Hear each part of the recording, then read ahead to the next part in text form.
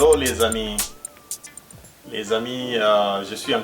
reviens sur le chaîne média social pour pouvoir partager avec vous quelque chose qui pourra nous aider encore dans notre vie de chaque jour.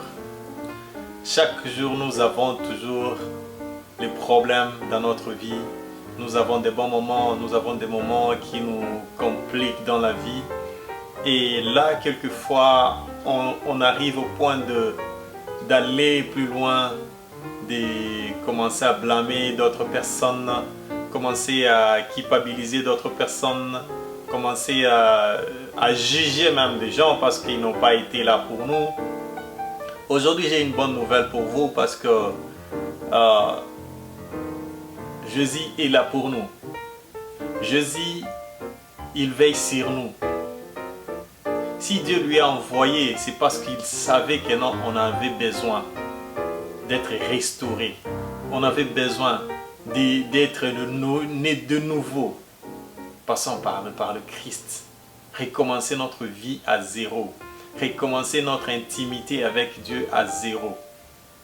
Je vais vous dire une chose que beaucoup de gens ne se rendent pas compte parce que chaque fois on arrive, on s'est dit que nous allons prier, on s'est dit que nous allons à l'église, nous allons prier chez les amis, dans l'église, je ne sais pas, dans des chambres de prière. Bon, je ne suis pas pour juger, je ne suis pas là pour condamner certaines personnes. Je sais que nous tous, nous avons des passages sur terre. Mais le plus grande importante chose que je vais partager avec vous, c'est l'histoire que nous trouvons nous tous dans la Bible. Il y avait une personne qui était malade pendant 38 ans, si je ne me trompe pas. Ça, on va trouver l'histoire dans Jean 5, versets 3 à 9. Le monsieur, toujours, tout le temps, sous les piscines de Bethsaida, il était là, il n'y avait personne pour le jeter dans l'eau. Quand l'ange passait et l'eau tournait, et puis après l'eau d'avoir été tournée, il y avait quelqu'un, la première personne qui plongeait dans l'eau, il recevait sa guérison. Et le monsieur, il était là, il n'y avait personne. Il était endormi, il était faible. Mais un jour, Jésus passa à côté de lui et lui demanda, « Que veux-tu que je fasse pour toi ?» Aujourd'hui, Jésus te demande aussi, qu'est-ce que tu veux qu'il fasse pour toi? Parce que toujours dans la vie, le monsieur a commencé, au moment qu'il fallait répondre à la question que Jésus lui a posée, il a commencé à dire qu'il n'avait personne à le jeter dans l'eau. Et c'est la même façon, nous aussi, nous allons dans des églises et nous commençons à juger. Tu es découragé parce qu'un pasteur, tu lui as trouvé dans des situations quelconques. Tu oublies que ce pasteur, c'est un être humain. Tu vas à l'église pour pouvoir chercher, pour raconter ton Dieu, pas pour aller voir ce que le pasteur, pas pour aller voir ce que les diacres font, pas pour aller voir ce que les choristes font, mais pour aller en rencontre avec ton Dieu, pour écouter le message que Dieu a prévu pour toi. C'est pourquoi aujourd'hui je viens t'encourager. Cette personne, il a commencé à se lamenter. À la place de répondre à la question, nous aussi nous traversons dans de telles situations. Je sais que tu es dans des différentes situations, tu dis que tu n'as personne à prier pour toi. Tu n'as personne à prier pour toi, tu n'as personne à t'aider. Tu n'as personne qui peut t'écouter. Tu n'as personne qui peut être là quand tu as besoin. Tu n'as personne quand tu es dans des moments difficiles. Mais je vais te dire une chose, Jésus-Christ est là pour toi. N'importe quand, n'importe quelle heure, Jésus-Christ est là pour toi. Jésus-Christ est passé juste là et puis lui a dit, porte ton lit et va-t'en. C'est le seul mot qu'il lui avait dit. Je vais te dire aujourd'hui, il ne faut pas condamner des gens parce que c'est ton problème.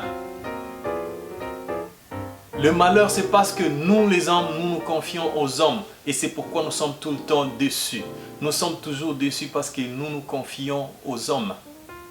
Confie-toi en Dieu. Car Dieu est capable de changer ta situation, mais le Fils de l'homme va t'écouter, il va te décourager. Le Fils de l'homme sera là pour te décourager toujours. Dans tout ce que tu feras, il n'y a personne d'autre, ce n'est que le Fils de l'homme qui va te décourager. Ta famille peut te décourager, tes amis peuvent te décourager, même tes pasteurs peuvent te décourager dans le chemin dont tu es en train de traverser, d'aller au ciel. Il faut que nous soyons prudents. Soyez très prudents de ne pas être là pour commencer à jeter le pierre aux d'autres personnes. Et pourtant, c'est ton problème. Ton problème. Confie-toi en Dieu. Confie-toi. Jésus, il est là pour toi. Il est venu pour toi. Sur la croix, il a dit, tout est accompli. Si tout a été accompli, tu dois être joyeux. Tu dois être heureux.